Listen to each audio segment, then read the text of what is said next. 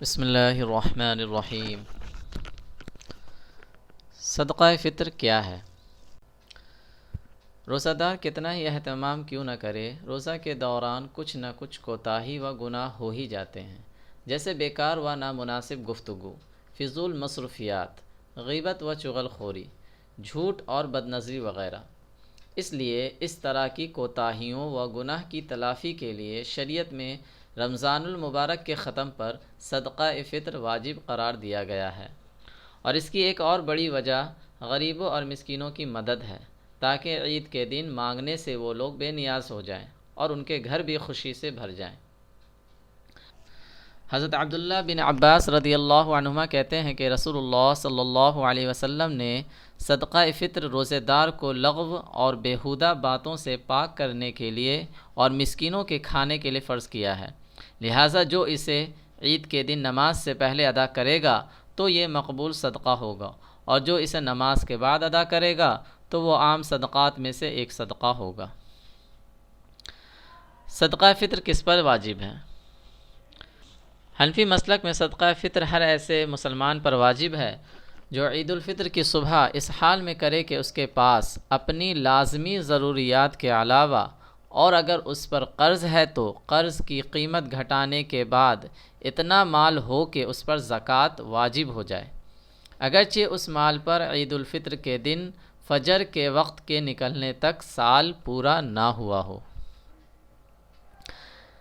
صدقہ فطر اور زکوٰۃ میں فرق یہ ہے کہ زکوٰۃ میں ایسے مال کا ہونا ضروری ہے جو بڑھنے والا ہو، جیسے سونا، چاندی اور تجارت کے سامان۔ صدقہ فطر میں ایسا نہیں ہے، اور زکوٰۃ کے لیے مال پر سال کا گزرنا ضروری ہے، لیکن صدقہ فطر فوراً واجب ہو جاتا ہے۔ صدقہ فطر کن لوگوں کی طرف سے ادا کرنا واجب ہے؟ صدقہ فطر اپنی طرف سے ادا کرنا واجب ہے، چاہے اس نے کسی شرعی عذر کی وجہ سے روزہ نہیں رکھا ہو، اور اپنے نابالغ محتاج بچے بچی کی طرف سے، اور اس بالغ بچے بچی کی طرف سے جو پاگل ہوں، لیکن جو بچہ یا پاگل مالدار ہو تو اس کا صدقہ فطر خود اس کے مال میں سے دیا جائے گا۔ اپنی بیوی اور اپنی بڑی بالغ عاقل اولاد کی طرف سے صدقہ فطر کا نکالنا واجب نہیں ہے، لیکن شوہر بیوی کا اور باپ اپنی عاقل بالغ اولاد کا جو اس کی پرورش میں رہ رہے ہوں اس کی اجازت کے بغیر نکال دے تو ان کی طرف سے ادا ہو جائے گا۔ صدقہ فطر کی مقدار کیا ہے؟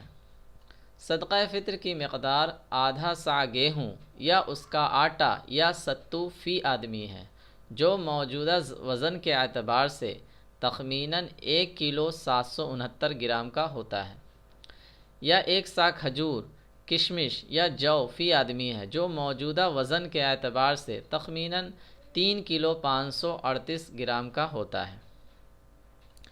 حضرت ابو سعید خدری رضی اللہ عنہ نے بیان کیا کہ نبی کریم صلی اللہ علیہ وسلم کے زمانہ میں صدقہ فطر 1 سا گیہوں یا 1 سا کھجور یا 1 سا جو یا 1 سا زبیب نکالتے تھے۔ پھر جب معاویہ رضی اللہ عنہ مدینہ میں آئے اور گیہوں کی آمدنی ہوئی تو کہنے لگے، میں سمجھتا ہوں کہ اس کا 1 مد یعنی 1 سا کا چوتھائی دوسرے اناج کے 2 مد یعنی آدھا سا کے برابر ہے۔ حنفی مسلک میں ان چیزوں کی قیمت کا دینا افضل ہے، کیونکہ اس میں زیادہ سہولت ہے کہ فقیر اپنی ضرورت کو ان سے پوری کر سکتا ہے، لیکن یہ وقت اور زمانے کے اعتبار سے ہے، جس وقت جس کی زیادہ اہمیت ہوگی وہ دیا جائے گا۔ امام ابو حنیفہ رحمۃ اللہ علیہ کے نزدیک صدقہ فطر میں اس چیز کا دینا افضل ہے جو سب سے قیمتی ہو، اس لیے بڑے مالداروں کو مشورہ ہے کہ وہ صدقہ فطر میں کھجور یا کشمش کی قیمت دیا کریں، اس میں ثواب بھی زیادہ ہے اور غریبوں کا فائدہ بھی۔ روایت میں آتا ہے کہ حضرت عبداللہ ابن عباس رضی اللہ عنہما نے رمضان کے آخر میں بصرہ کے منبر پر خطبہ دیا اور کہا، اپنے روزے کا صدقہ نکالو۔ لوگ نہیں سمجھ سکے تو انہوں نے کہا، اہل مدینہ میں سے کون کون لوگ یہاں موجود ہیں؟ اٹھو اور اپنے بھائیوں کو سمجھاؤ، اس لیے کہ وہ نہیں جانتے۔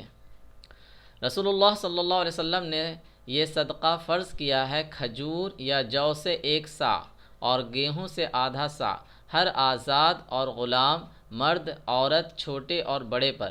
پھر جب حضرت علی رضی اللہ عنہ آئے تو انہوں نے ارزانی دیکھی اور کہنے لگے، اللہ تعالیٰ نے تمہارے لیے کشادگی کر دی ہے، اب اسے ہر شے میں سے ایک سا کر لو تو بہتر ہے۔ صدقہ فطر سے متعلق کچھ ضروری مسائل۔ مسئلہ 1، اگر کئی آدمیوں کا صدقہ فطر ایک ہی فقیر کو دے دیا جائے تو یہ درست ہے، لیکن وہ اتنا نہ ہو کہ زکوٰۃ یا صدقہ فطر کے نصاب کو پہنچ جائے، کیونکہ یہ مکروہ ہے۔ مسئلہ 2، صدقہ فطر کی رقم کا مسجد اور قبرستان میں لگانا جائز نہیں۔ مسئلہ 3، صدقہ فطر ذمی کافر کو دینے کی گنجائش ہے، لیکن بہتر ہے کہ مسلمان کو دے۔ مسئلہ 4، اگر کوئی شخص کام کسی دوسرے ملک میں کرتا ہے اور گھر اس کا کسی اور ملک میں ہے، مثلا زید کا گھر ہندوستان میں ہے اور وہ کام سعودی عرب میں کرتا ہے، اور وہ عید کی صبح وہیں کرے گا، تو صدقہ فطر وہاں کی قیمت کے اعتبار سے نکالے گا، یعنی وہاں جو قیمت گیہوں، جو، کشمش یا کھجور کی ہے اس کے حساب سے نکالے گا، اپنے ملک کے اعتبار سے نہیں نکالے گا۔ یہی حکم مسافر کا ہے کہ وہ عید کے دن جہاں رہے گا وہاں کی قیمت کا اعتبار ہوگا۔ اللہ تعالی ہمیں ان باتوں پر عمل کرنے کی توفیق عطا فرمائے، آمین۔